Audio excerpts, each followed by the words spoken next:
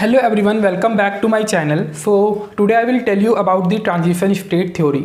So आज का lecture बहुत इंपॉर्टेंट है नेट गेट और आईटी जैम वाले स्टूडेंट्स के लिए, ठीक है। जो 11th-12th के स्टूडेंट्स देख रहे हैं लेक्चर, आज का लेक्चर उनके लिए नहीं है। ये ट्रांजिशन स्टेट थ्योरी बहुत इंपॉर्टेंट है अगर आप गेट के पर्पज़ से देखें। अगर मैं इंटरव्यू पर्पज़ की बात करूं तो मेरा फ्रेंड कुछ दिन पहले ऑनलाइन इंटरव्यू दे रहा था आईटी मद्रास में, तो उससे ट्रांजिशन स्टेट थ्योरी से 2-3 क्वेश्चन पूछे थे, ठीक है। तो इसलिए मैं वो सब भी डिस्कस करूंगा। बहुत बेसिक से स्टार्ट कर रहा हूँ, सारा कंसेप्ट मैं दूंगा ट्रांजिशन स्टेट थ्योरी का।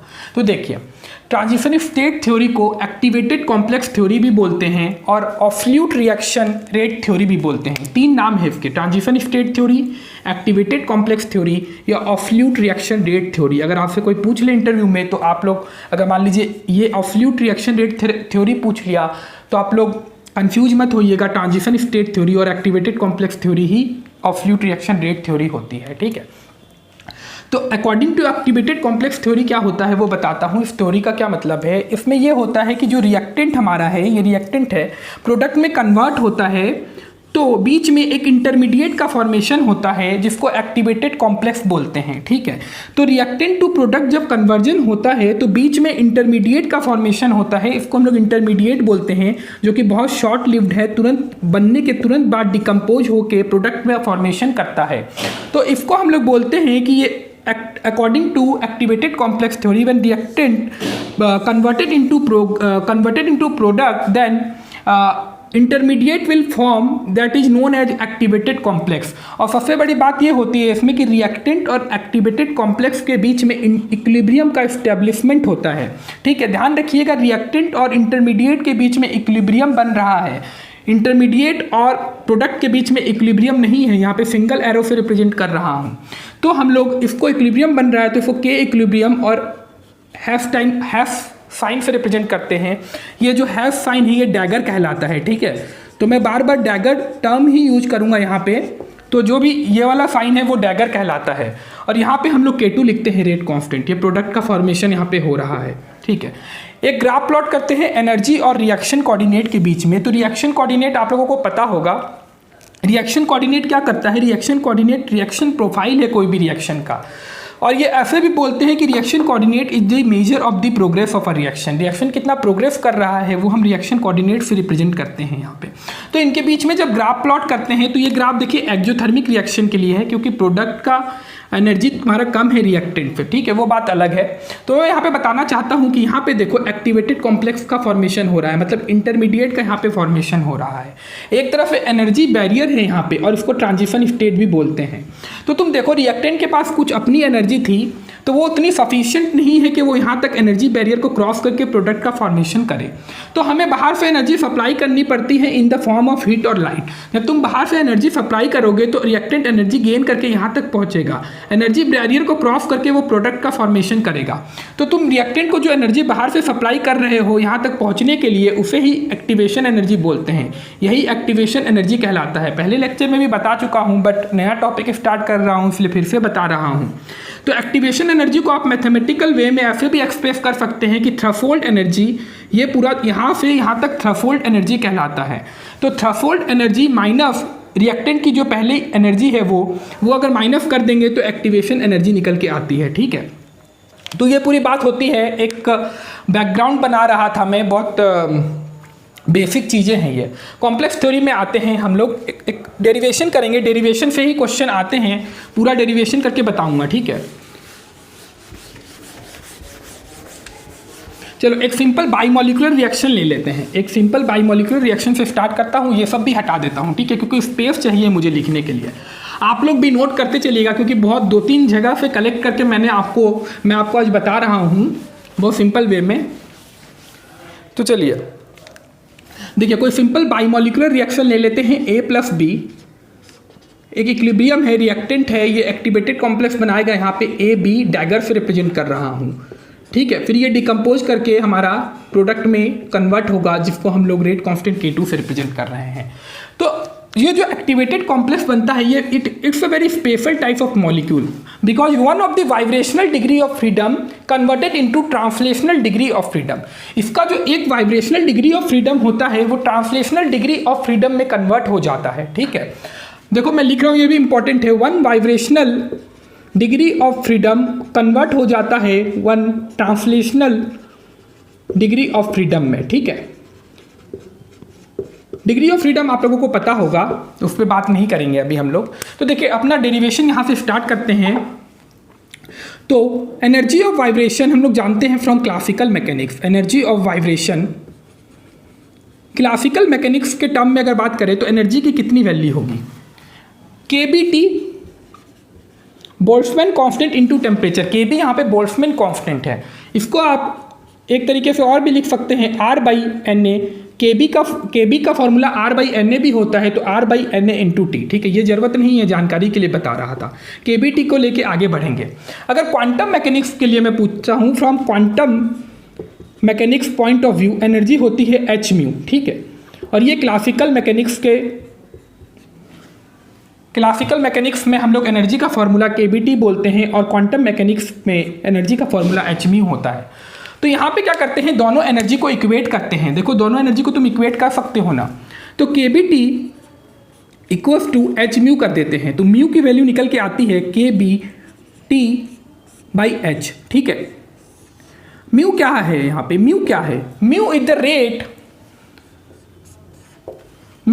रेट, ये रेट है, किसकी रेट है म्यू। तो म्यू रेट है कि हमारा जो एक्टिवेटेड कॉम्प्लेक्स है वो एनर्जी बैरियर को क्रॉस करके प्रोडक्ट का फॉर्मेशन कर रहा है।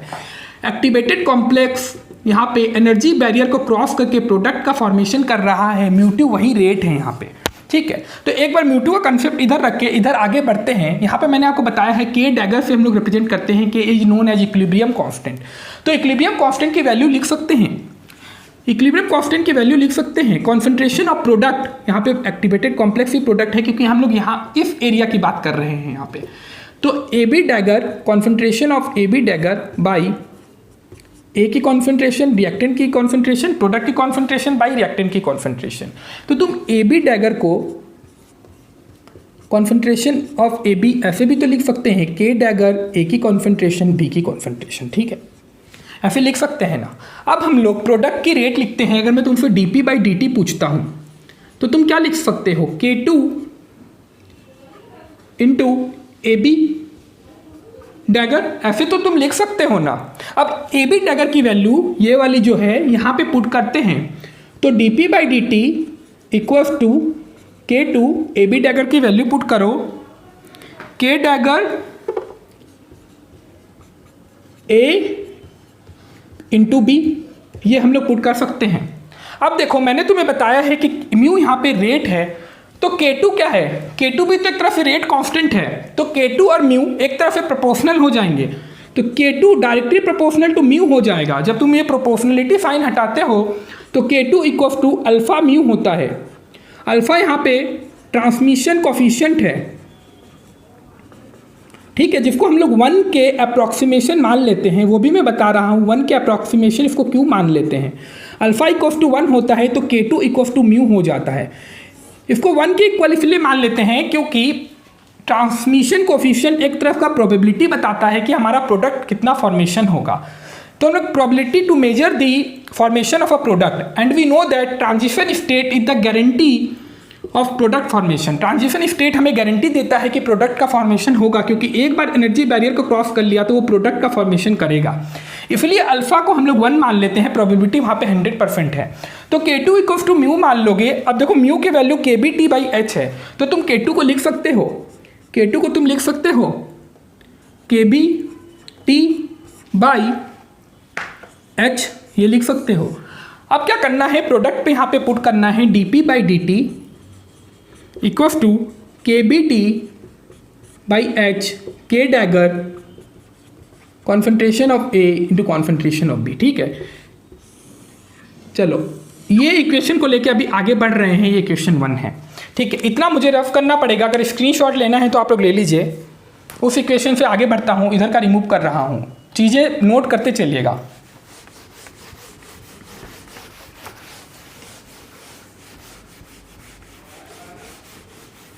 ठीक है, इस इक्वेशन से हम लोग आगे बढ़ते हैं। तो देखिए इस इक्वेशन से जब मैं आगे बढ़ूंगा तो मैं इस पूरे टर्म को KR से डिनोट कर दे रहा हूं। तो dP/dt equals to Kr concentration of A into concentration of B, where Kr equals to KBT, KB क्या है, बोल्ट्जमैन कांस्टेंट, ठीक है ना, एंड K डैगर, ये रिप्रेजेंट कर सकते हो। अब तुम्हें क्या करना है, दोनों तरफ ln लेने देना है, ln ले लेते हैं, ln Kr equals to ln KB T H, T को इसके साथ इंक्लूड मत करो, T को अलग से ले लेते हैं, ln T plus ln K dagger, ठीक है। ऐसे लिख सकते हैं। लॉग की प्रॉपर्टी तो पता है ना, log m into n log m plus n होता है, तो तीनों को अलग अलग तोड़ दिए हैं। अब इसको डिफ्रेंशिएट करते हैं, जब इसको आप डिफ्रेंशिएट कीजिएगा, फिर से नहीं लिख रहा, यहीं पे लिख दे रहा हूँ, इसको डिफ्रेंशिएट करते हैं तो आप लोग फिर से एक बार लिखिएगा, मैं यहीं पे लिख दे रहा हूँ, ठीक है। dt के साथ डिफ्रेंशिएट तो हमारा ये तो कांस्टेंट है, तो ये तो जीरो हो जाएगा, ठीक है। और d ln Kr by dt कल मैंने आपको बताया था, आर ऑफ इक्वेशन पढ़ाया था, तो ये हमारा होता है EA बाई RT स्क्वायर, ठीक है। d ln t by dt 1/t हो जाएगा, प्लस ये वेंटॉफ इक्वेशन से आता है इक्विलिब्रियम कांस्टेंट और टेम्परेचर का एक रिलेशन है जो कि वेंटॉफ ने दिया था, U डैगर बाई, देखो यहाँ पे डैगर साइन लगा रहे हैं, जब यहाँ पे डैगर लगाओगे तो सब जगह डैगर लगाना पड़ेगा तुम्हें, तो del U by RT square, ठीक है। ये होता है temperature dependence on equilibrium constant, Van't Hoff ji ने दिया था, ये इक्वेशन वेंटॉफ ने दिया था, ठीक है।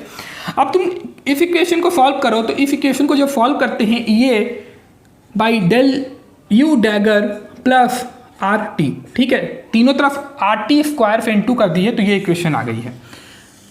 इस इक्वेशन को ध्यान में रखना, बहुत इंपॉर्टेंट इक्वेशन है, ये आप लोगों को हर जगह ऐसे ही बता दिया जाएगा, पूरा डिराइव नहीं किया जाएगा, पर मैं डेरिवेशन के साथ बता रहा हूँ। ये इक्वेशन को याद रखिएगा, इसकी बहुत ज़रूरत पड़ेगी आगे, ठीक है। अब आगे बढ़ते हैं थोड़ा, देखिए अगर बात करते हैं कि हमारा गैसियस फेज में रिएक्शन हो रहा है, गैसियस फेज में रिएक्शन हो रहा है, गैसियस फेज में रिएक्शन करवा रहे हैं, तो अभी देखिए थर्मोडायनेमिक्स का जितने भी, अच्छा एक्टिवेटेड कॉम्प्लेक्स थ्योरी की जरूरत क्यों पड़ी, हम लोग जो भी पढ़ते हैं आरएनएफ इक्वेशन क्या है, केमिकल काइनेटिक्स के पॉइंट ऑफ व्यू से है, बट रिएक्शन को और डिटेल में स्टडी करने के लिए कोलिजन थ्योरी से हमारा आरएनएफ इक्वेशन आती है। आरएनएफ जो ए पैरामीटर है वो वहाँ पे कोलिजन थ्योरी से आता है, बट हम रिएक्शन को और डिटेल में स्टडी करने के लिए थर्मोडायनेमिक्स को वहाँ पे इंसर्ट करते हैं, तो थर्मोडायनेमिक्स की बात चलेगी अभी यहाँ पे, ठीक है। तो कॉम्प्लेक्स रिएक्शन में कोलिजन थ्योरी फेल हो जाती है, जब हमारा कॉम्प्लेक्स रिएक्शन आता है तो कोलिजन थ्योरी फेल हो जाती है, तो वहाँ पे थर्मोडायनेमिक्स को यहाँ पे इन कर रहे हैं हम लोग। देखिए अब मैंने आपको बताया है, जब थर्मोडायनेमिक्स पढ़ाया है, तो H equals to U delta H equals to delta U plus NGRT, मैंने आपको बताया है। यहाँ पे हम लोग डैगर लगा देते हैं, क्योंकि हम लोग, अच्छा डैगर मतलब समझ रहे हो ना, यहाँ पे क्या है, डेल्टा H का है इंथैल्पी ऑफ एक्टिवेशन, ठीक है, इंथैल्पी ऑफ एक्टिवेशन, जब भी डैगर साइन लग जाएगा समझ लो एक्टिवेशन की बात हो रही है, U dagger plus NG dagger, ठीक है, डेल्टा NG पता है ना, नंबर ऑफ मोल्स चेंज होते हैं प्रोडक्ट माइनस रिएक्टेंट गैसियस के, ठीक है। अब थोड़ा आगे बढ़ते हैं, delta HU dagger plus delta U की जगह पे ये पुट कर सकते हो EA माइनस RT पुट कर सकते हैं, प्लस NG डैगर RT, थोड़ा सा सिंप्लीफाई कर लेते हैं, RT को कॉमन ले लेते हैं, RT को कॉमन ले लीजिए, तो EA plus RT delta NG dagger -1, ठीक है, ये क्वेश्चन बनेगी। अब EA को सेपरेट करते हैं, EA को जब सेपरेट कीजिएगा तो delta H dagger plus RT 1 minus NG dagger, ठीक है। ये इक्वेशन बहुत इंपॉर्टेंट है, इस इक्वेशन से गेट में 2-3 बार क्वेश्चन पूछा है, अगर गेट का प्रीवियस ईयर होगा आपके पास तो जाके उठा के देखिएगा, ये इक्वेशन बहुत इंपॉर्टेंट है। आपसे एक्टिवेशन एनर्जी की वैल्यू पूछेगी या आपसे इंथैल्पी गिवन होगा, एक्टिवेशन एनर्जी पूछा जाएगा, या आपको इंथैल्पी की वैल्यू पूछा जाएगा, एक्टिवेशन एनर्जी गिवन होगी, एक रिएक्शन गिवन रहेगा, तो NG आप निकाल लोगे। वो कैसे निकालते हैं वो मैं बता रहा हूँ। तो EA गिवन रहेगा, डेल्टा H इंथैल्पी पूछ लेगा, या इंथैल्पी गिवन रहेगा, एक्टिवेशन एनर्जी पूछ लेगा, बाकी तो टेम्परेचर भी गिवन रहेगा, R की वैल्यू पता ही है हमें, यूनिवर्सल गैस कांस्टेंट। तो ये इक्वेशन स्टार मार्क दे के लिख लीजिए, इस इक्वेशन से आपके 2-3 क्वेश्चन सॉल्व होंगे। अब हम लोग बात करते हैं कि NG डैगर हम लोग कैसे निकालते हैं। सपोज करो कोई रिएक्शन हो रहा है, रिएक्टेंट है ये, ये बना रहा है एक्स डैगर मतलब ए बी डैगर, ठीक है। इसको मैं ए बी जो हम लोग पिछले बार क्वेश्चन में लिखे थे वही लेके मैं चल रहा हूँ आगे, ठीक है। तो तुम देखो यहाँ पे क्या होता है, नंबर ऑफ मोल्स, अभी गैसियस फेज रिएक्शन की बात कर रहा हूँ, तो मैंने आपको बताया है कि Ng क्या होता है, number of moles in gaseous side. तो यहाँ तो हमेशा 1 ही होगा, तो 1 ही मान लेते हैं। अब यहाँ पे डिपेंड करता है whether the reaction will B unimolecular और बाईमोलिकुलर और ट्राईमोलिकुलर। अगर एक मॉलिक्यूल है तो Ng की वैल्यू 0 हो जाएगी, अगर मान लो रिएक्टेंट हमारा एक रिएक्टेंट है। अगर रिएक्शन तुम्हारा बाईमोलिकुलर है तो वहाँ पे 2 होंगे गैसियस मॉलिक्यूल्स, तो वहाँ पे 1 - 2 हो जाएगा, ठीक है। तो हम लोग सपोज करते हैं हम लोग को मॉलिकुलरिटी ऑफ रिएक्शन नहीं पता, whether the reaction will B unimolecular, bimolecular और ट्राईमोलिकुलर। तो हम लोग यहाँ पे m लेके चलते हैं, m represents molecularity of a reaction, ठीक है। तो डेल्टा Ng डैगर लिख रहा हूँ ना यहाँ पे, delta Ng dagger equals to 1 - m, ठीक है।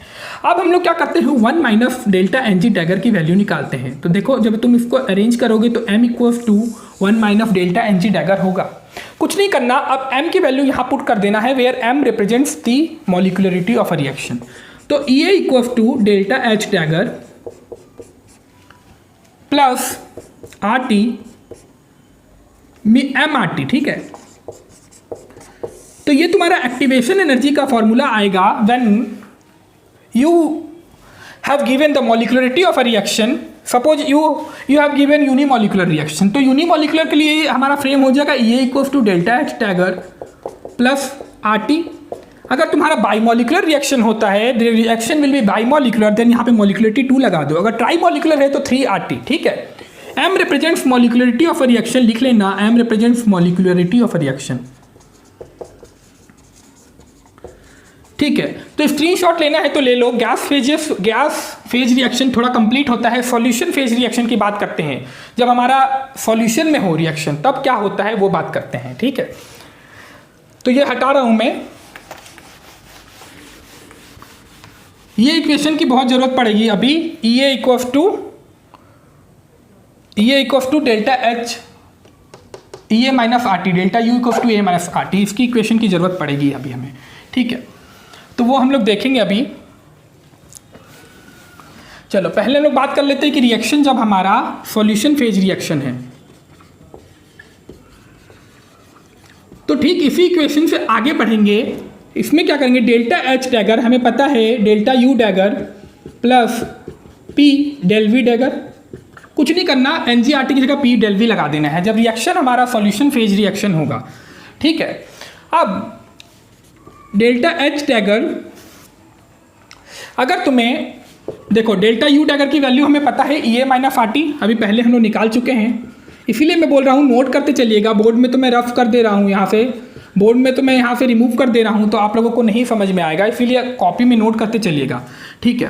अब देखो ऐसा होता है कि जब तुम्हें वॉल्यूम अगर गिवन है तो वॉल्यूम गिवन है तो ठीक है, वॉल्यूम गिवन है तो तुम सॉल्व कर लोगे। अगर वॉल्यूम यहाँ पे नहीं गिवन होता तो डेल्टा V डैगर को 0 मान के आगे बढ़ना, डेल्टा V डैगर को 0 मान के आगे बढ़ना। तो delta H dagger equals to EA - RT, ठीक है। ये रिएक्शन होता है अगर तुम्हारा सॉल्यूशन फेज रिएक्शन है तो डेल्टा H डैगर की वैल्यू ये होती है।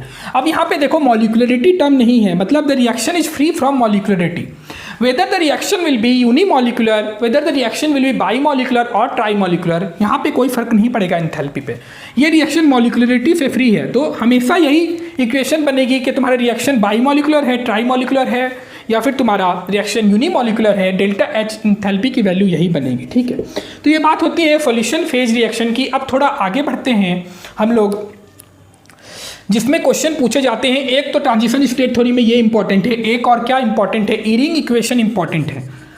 आयरिंग इक्वेशन इंपॉर्टेंट है, ये मैं बता रहा हूँ, इसको डिराइव करेंगे अभी, ठीक है। तो सारे टर्म्स को ध्यान में रखना, उसी को लेके आगे बढ़ेंगे। एक सेकेंड, वीडियो फ्रेम हो रहा है कि नहीं मुझे देखने दीजिए एक बार। वीडियो फ्रेम हो रहा है, चलिए। एक न्यूमेरिकल भी मैं कराऊंगा आप लोगों को, गेट में पूछा गया है, वो न्यूमेरिकल भी कराऊंगा। तो उससे पहले थोड़ा आयरिंग इक्वेशन को डिराइव कर लेते हैं। देखिए जहाँ पे छोड़े थे वहाँ पे KR को, वहीं से KR को लेके चलते हैं। तो KR इक्वल्स टू क्या था, K2 K dagger by H, यही था ना। सॉरी KBT छूट गया यहाँ पे, K2 की जगह पे KBTH होगा ना, KBTH यही था, KR equal to KBT K dagger by H। ठीक है, अब हम लोग RNF इक्वेशन जानते हैं। RNF इक्वेशन में K equal to A e की power minus A by R T, ये इसको हम लोग नोट करके रखिएगा, बाद में कंपेयर करेंगे तो RNF पैरामीटर निकालते हैं। इससे पहले मैंने आपको जब इक्विलिब्रियम पढ़ाया था तो मैंने आपको बताया था इक्विलिब्रियम कांस्टेंट और डेल्टा जी का रिलेशन बताया था। K इक्वल टू ई की power minus delta G dagger, जब यहाँ K डैगर लिखेंगे तो delta G dagger by R T. ठीक है, ये इक्वेशन है इक्विलिब्रियम कांस्टेंट और डेल्टा जी को रिलेट करती है। ठीक है, यहाँ से आती है delta G equal to delta G naught plus R T L N Q, यहाँ से डिराइव होती है ये इक्वेशन। ठीक है, तो उसकी बात नहीं करेंगे, इक्विलिब्रियम में बता रखा हूँ, जाके देख लीजिएगा लेक्चर। तो यहाँ पे हम लोग बात करते हैं, अब हम लोग क्या करते हैं, यहाँ पे K डैगर की जगह पे रिप्लेस करते हैं इस वैल्यू को। ठीक है, तो KR की जगह पे आप लिख सकते हैं KR इक्वल टू KBT ई की power minus delta G dagger by R T by H. ठीक है, लिख सकते हैं। अब एक इक्वेशन और है delta G dagger equal to delta H dagger minus T delta F dagger. ठीक है, ये भी थर्मोडायनेमिक्स से आती है। Where enthalpy of activation, entropy of activation and गिव free energy of activation. Activation term लगाइएगा जब भी डैगर साइन को देख लीजिएगा। ठीक है, अब डेल्टा जी की वैल्यू यहाँ पे पुट करते हैं तो देखिए क्या बनता है, KR इक्वल टू KBT। देखिए एक एक सिंपल स्टेप में आगे बढ़िएगा तो याद रहेगा, भूलिएगा नहीं, बाई आर टी इंटू ई की पावर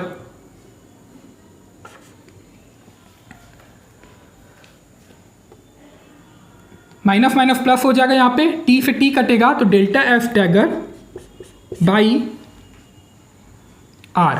ठीक है, अब आपको क्या करना है, अब इसको RNF इक्वेशन से कंपेयर करना है तो हमारा RNF फैक्टर निकलेगा, फ्रीक्वेंसी फैक्टर निकलेगा, प्री एक्सपोनेंशियल फैक्टर निकलेगा। ए का 3 नाम है, frequency factor, pre exponential factor या फिर RNF फैक्टर। तो अब इसको इस इक्वेशन को अरेंज कीजिए, KR equal to KBT by H e की power delta F dagger by R e की power minus delta H dagger by R T. ठीक है, यहाँ पे हम लोग डेल्टा एच डैगर को अप्रॉक्सीमेटली इक्वल मान रहे हैं एक्टिवेशन एनर्जी के, ये होता है। ठीक है, अप्रॉक्सीमेशन है। तो अब जब कंपेयर कीजिएगा, जब ऊपर वाली इक्वेशन से कंपेयर कीजिए तो ए RNF फैक्टर का हमारा ये निकल के आता है। ठीक है, इसमें न्यूमेरिकल पूछा था, ग्राफ का क्वेश्चन पूछा था, वो मैं अभी आपको थोड़ी देर में बता रहा हूँ। तो एक इक्वेशन हमारी ये है, इसको ही हम लोग बोलते हैं एरिंग इक्वेशन, यही इक्वेशन कहलाती है। देखो अगर तुम्हारा रिएक्शन सॉल्यूशन फेज में है, ठीक है, तो वहाँ पे हम लोग अगर तुम्हारा रिएक्शन गैसियस फेज में है तो वहाँ पे मॉलिक्यूलरिटी को भी इंक्लूड करना पड़ेगा। ठीक है, गैसियस फेज में रिएक्शन है तो वहाँ पे डेल्टा एच की जो वैल्यू आई थी, डेल्टा एच की वैल्यू क्या आई थी, delta H equal to EA minus MRT, यही वैल्यू आई थी ना डेल्टा एच डैगर की। देखिए एक बार स्क्रीनशॉट लीजिए, तो मैं आगे एक न्यूमेरिकल आप लोगों को कराऊंगा अभी। तो क्या करना है आपको, डेल्टा एच डैगर की जगह पे EA माइनस MRT पुट कर देना है। तो पुट कीजिए और फिर RNF फैक्टर को देखिए तो थोड़ा सा चेंज हो जाएगा RNF फैक्टर। ठीक है, पुट करिए delta F dagger by R ई की पावर माइनस माइनस प्लस हो जाएगा, RT से RT कटेगा तो M बचेगा यहाँ पे। ठीक है, M बचेगा, समझ रहे हैं ना, ई की power minus EA by RT। कुछ नहीं किया हूँ, डेल्टा एच की जगह पे ये वाली वैल्यू पुट कर दिया हूँ तो ये इक्वेशन निकल के आती है। अब आप कंपेयर कीजिए, RNF इक्वेशन से कंपेयर कीजिए तो पूरा RNF फैक्टर हमारा ये वाला टर्म हो जाएगा, मतलब यहाँ मॉलिक्यूलरिटी टर्म भी इंक्लूड होके आया है। ठीक है, तो ये पूरा खत्म होता है ट्रांजिशन स्टेट थ्योरी। इतना ही पढ़ना है ट्रांजिशन स्टेट थ्योरी में, नेट गेट के क्वेश्चन सॉल्व हो जाएंगे। एक इक्वेशन पहले बताया था, एक ग्राफ प्लॉट करते हैं इसके बीच में, एक ग्राफ का क्वेश्चन आया था। ठीक है, तो transition state theory I hope आप लोगों को अच्छे से समझ में आया होगा। तो एक न्यूमेरिकल करते हैं, उससे और भी कंसेप्ट क्लियर होगा।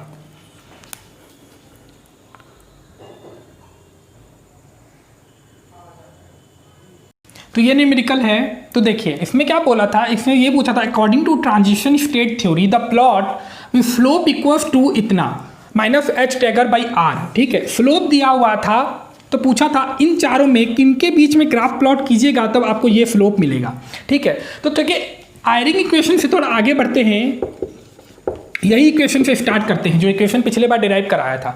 अब देखो यहाँ पे तुम delta H dagger by R slope है, तो ये हमारा स्लोप है और ये हमें कब मिल सकता है, जब 1/t के बीच में ग्राफ प्लॉट होगा, ठीक है। तो इन दोनों को तो डिस्कार्ड कर देते हैं क्योंकि t के बीच में ग्राफ तो प्लॉट होगा, तो ये स्लोप हमें नहीं मिलेगा क्योंकि 1/t है, तो इन दोनों को हटा देते हैं। अब ln लेना पड़ेगा, देखो यहाँ पे ln लिया हुआ है, दोनों तरफ ln लीजिए। चलिए एक बार ट्राई करते हैं, टेम्परेचर को यहाँ भेजते हैं, पहले इसके बीच में हम लोग प्लॉट करते हैं ln k/t versus 1/t। t को इधर भेजिए तो ln kr/t, ठीक है। जब ln लीजिएगा हर तरफ तो क्या होगा, ln kb/h plus ln e⁻⁻h dagger by RT plus ln e f tagger by r, ठीक है। तो ऐसे हम लोग कर लिए हैं, ln e ले लिए हैं, ठीक है। अब तुम देखो ये तो हमारा ln e/e क्या होगा, कैंसिल हो जाएगा इससे, e से e, तो हमारा ये टर्म जो बचेगा यहाँ पे, इसी को लेके आगे बढ़ रहा हूँ। अगर तुम ln के r/t की बात करते हो तो ये तो ऐसे ही उतर जाएगा, ये भी ऐसे आ जाएगा। यहाँ पे हम लोग बात करेंगे minus delta H dagger by RT, minus H dagger by RT। अब ग्राफ प्लॉट कीजिए तो y equals to mx plus C, y equals to mx plus C कीजिएगा, y equals to mx plus C, तो graph जब plot होगा ln के r/t और यहाँ पे 1/t, तो देखिए स्लोप हमारा ये मिल जाएगा, ठीक है। ये स्लोप मिलेगा तो बस ये आंसर होगा हमारा, ठीक है। तो आज का लेक्चर हम लोग यहाँ पे ख़त्म करते हैं। आई होप कि आप लोगों को ट्रांजिशन स्टेट थ्योरी समझ में आई होगी, ठीक है। अगर वीडियो आप लोगों को पसंद आए तो लाइक शेयर और सब्सक्राइब जरूर कीजिएगा। फिर हम लोग मिलते हैं अगले लेक्चर में।